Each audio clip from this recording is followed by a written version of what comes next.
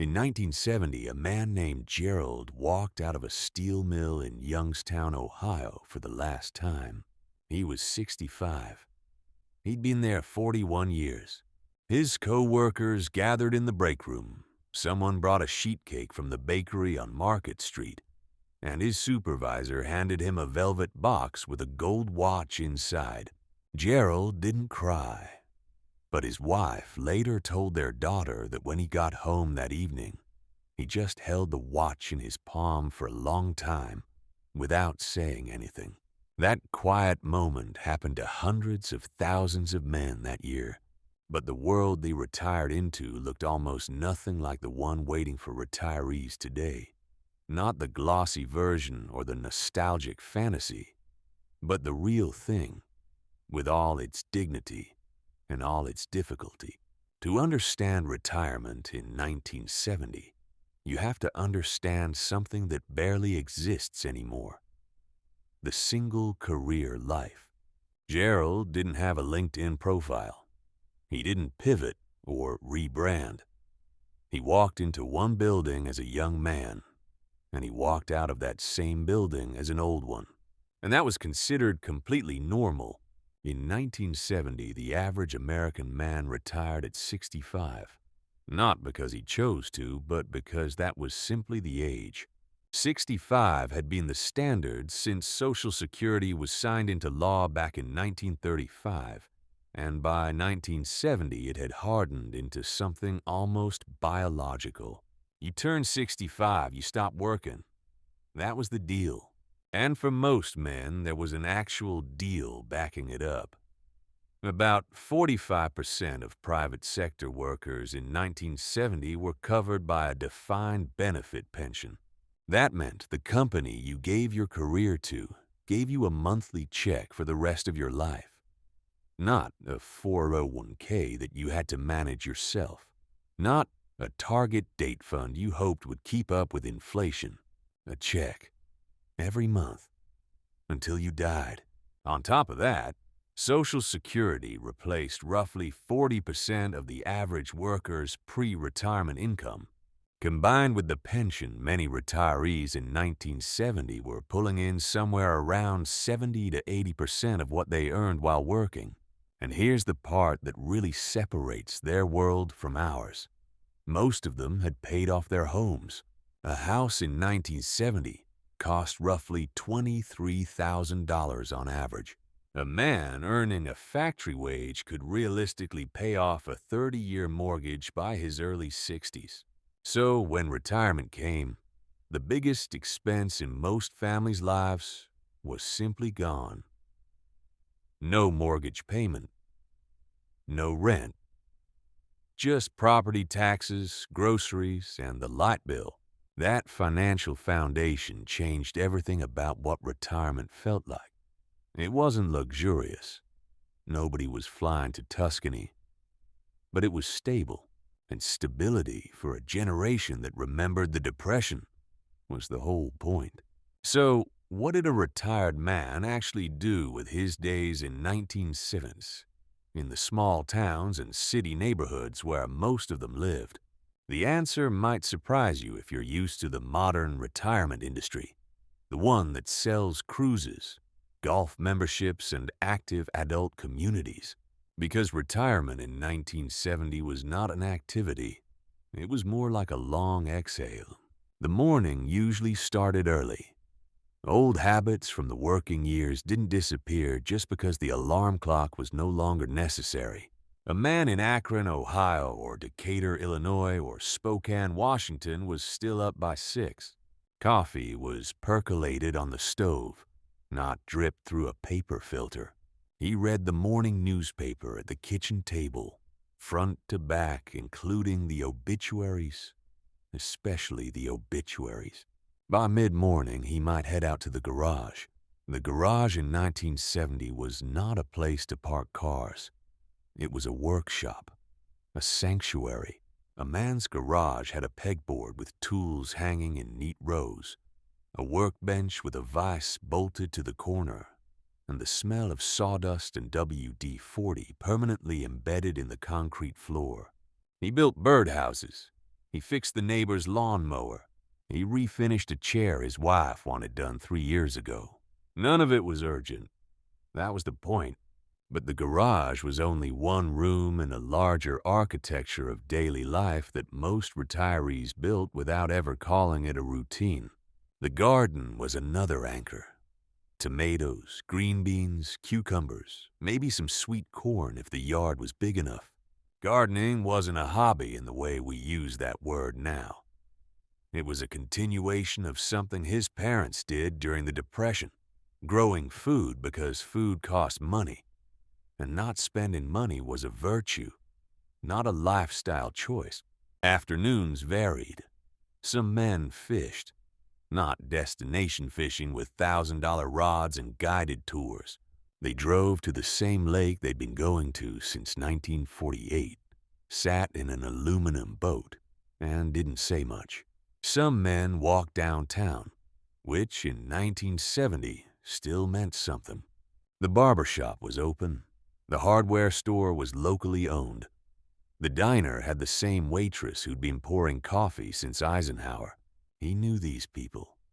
They knew him. He didn't need to explain who he was or what he used to do. They already knew. And then there were the evenings, which for many men carried a different kind of weight.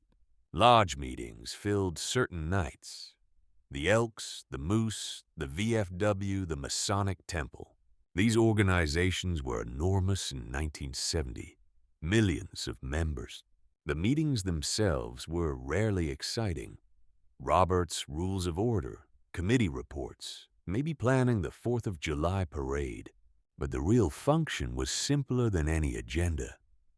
It gave men a place to go, a reason to put on a decent shirt, and other men to sit with. Now, here's a part of this story that usually gets left out of the nostalgia, one that played out in kitchens and living rooms across the country. When a man retired in 1970, his wife's life barely changed at all. She had been running the household for decades, cooking, cleaning, managing the budget, raising children who were now grown. His retirement didn't give her a retirement. It gave her a permanent house guest. There's an old joke from that era that wives passed around at church. I married him for better or worse, but not for lunch. It got a laugh because it was true. Suddenly, he was home all day, sitting in her kitchen asking what was for dinner at 10 in the morning, rearranging the garage she'd finally organized. For many women, a husband's retirement was less a celebration and more a negotiation of domestic territory that had been hers alone for 40 years. This tension rarely made it into the retirement speeches. But it was real, and it was common. And most couples just figured it out the way that generation figured everything out, quietly, without therapy, and with a lot of unspoken compromise. And then there's the part nobody wanted to talk about at all. In 1970, the average life expectancy for an American man was roughly 67 years. Let that number sit for a moment against the fact that the standard retirement age was 65. That's 2 years. 2 years of gold watch freedom before the body gave out. Of course, averages can be misleading. Plenty of men lived into their 70s and 80s. But plenty didn't. Heart disease was the leading killer of men. And in 1970, the medical toolkit for dealing with it was almost primitive compared to what exists now. Bypass surgery was still in its infancy. Statins didn't exist. If you had a heart attack at 67 in a hospital ward in Pittsburgh or Memphis, the doctor did what he could, and your family hoped for the best. Cancer treatment was similarly limited. Diagnosis often came late. Treatment was brutal, and survival rates for many cancers were far lower than today. A man who retired in 1970 was not, statistically speaking, looking at 20 or 30 years of leisure. He was looking at a window, and the window was not guaranteed to stay open for long. This reality shaped the psychology of retirement in ways that are hard to appreciate from a modern perspective. There was an urgency beneath the calm. A man building a birdhouse in his garage workshop wasn't just killing time. He was doing the thing he'd wanted to do for 40 years, and finally could. The fishing trips to the quiet lake weren't frivolous. They were something close to sacred, because the clock was running and everyone knew it, even if nobody said it out loud. The emotional landscape of retirement in 1970 was complicated in other ways too. For a generation of men who defined themselves almost entirely by their work, retirement was a kind of identity crisis, disguised as a celebration. One day you were Gerald, steel worker. The next day you were just Gerald. The title was gone. The routine was gone. The people who made up your daily world were still at the mill, and you were home, standing in the kitchen while your wife made coffee, wondering what exactly you were supposed to do now. Monday mornings were the hardest. That's when it hit. The whole world was going to work, and you were standing at the window watching the street come alive without you. The neighbor backed out of his driveway. The school bus stopped at the corner. Cars moved down the street with purpose, and you had nowhere to be. Some men handled this gracefully. They found new structures, new rhythms. They volunteered at the church. They joined the school board.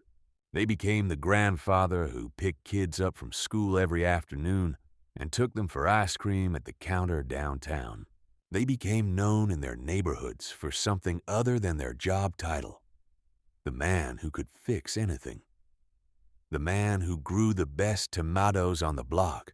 The man who always had time to talk. Others didn't handle it well at all. They drank more. They grew irritable.